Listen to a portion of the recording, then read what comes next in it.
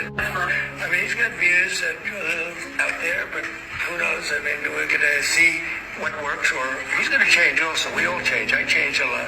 Changed a lot from when I first came to office. It's now quite a while ago. It's quite a while. My first term was great. We had the greatest economy in the history of our country. We're doing even better now. We're doing much better now than we did even the first term. And I can tell you some of my views have changed. And we had discussions on some things. I'm not going to discuss what they were, but that I feel very confident that he can do a very good job. I think he's going to be. I think he is going to surprise some conservative people, actually, and some very liberal people. He won't surprise them because they already like him. This is so huge, y'all. I really don't think people understand how deep this really goes. I've been deep diving on this, so please don't skip this video 2 times if you have to, but I got so much to say. First of all, their ties. Blue and red. People say Democrat or Republican. No. Blue and red make purple. Why is purple significant? Mesopotamia's color of purple was royal. Egypt's color for royalty, purple. Rome's color for royalty, purple. Now, the word purple comes from the Old English word purple, which is a variant of purpure. This word was borrowed from the Latin purpura, which itself comes from the Greek porphyra. The Greek word originally referred to the Tyrian purple dye made from sea snails, and the name was passed down through different languages to describe the color of the purple garment.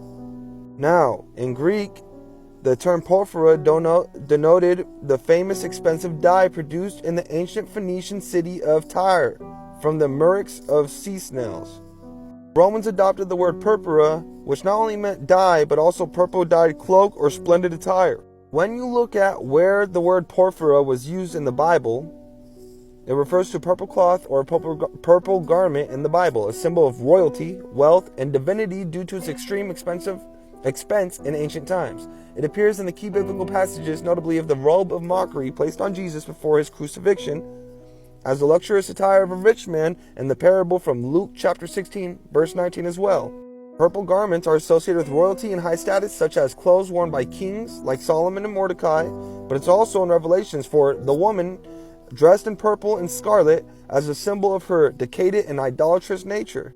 Some evidence suggests that purple was also associated with celestial bodies like the moon and the planets in ancient Mesopotamia. The Akkadian word pelu, which can refer to a purple color, was used in this context. Tyrian purple was a rare, expensive dye used in ancient Rome, while Roman purple still refers to the color status as a symbol of royalty and high authority, which is achieved through the use of Tyrian purple. Roman law restricted its use to the emperor and high-ranking officials, making it a powerful marker of social and political status.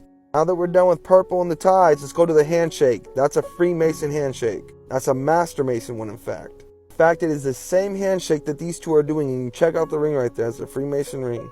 Freemason robes they're wearing. Just like this one. See it? Nothing different. Now look at this bottom paragraph, because this is really important. Mr. Trump said he was surprised to learn that Mr. Mamdani wanted the buildings to be developed in New York. If I read the newspaper and stories, I don't hear that, he said. And look at this part. The day after Mr. Mamdani won, the cover of Mr. Trump's favorite newspaper, the New York Post, featured an illustration of the mayor-elect dressed in red and holding a hammer and a sickle aloft. I'm talking about this right here. On your marks. Get set. Zo. Socialist Mamdani wins race for the red apple. But look what he's holding. That sickle, aka scimitar, and that hammer, which is really a mace.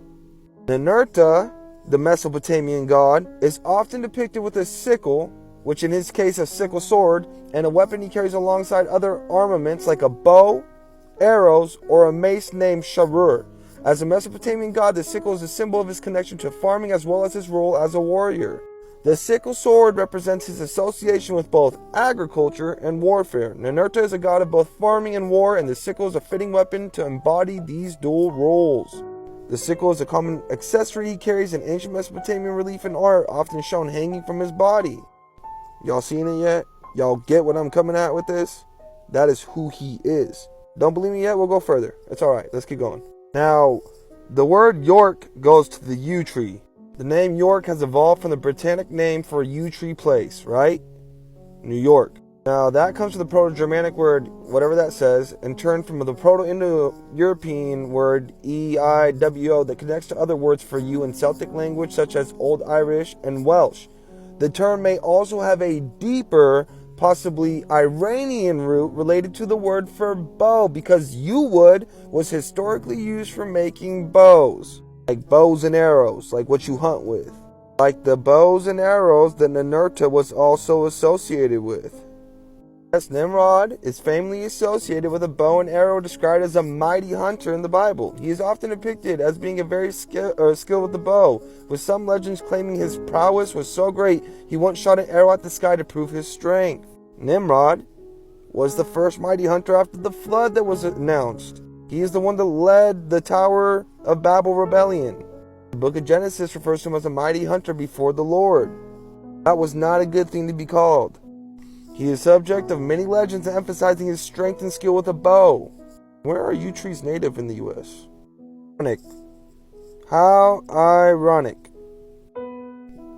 These are known to make bows and arrows, the yew trees. Like, very known to make bows and arrows. And how ironic, this is where they go. All around New York. And Chicago, because Chicago is part of Mesopotamia too. Chirac. They don't call it Chirac because it's like Iraq. They call it Chirac because it was Iraq in the old world. People, wake up. This whole thing of him holding this is to show he is Ninurta, bro. Now, what does New York City have? 5 boroughs. What does the word borough mean?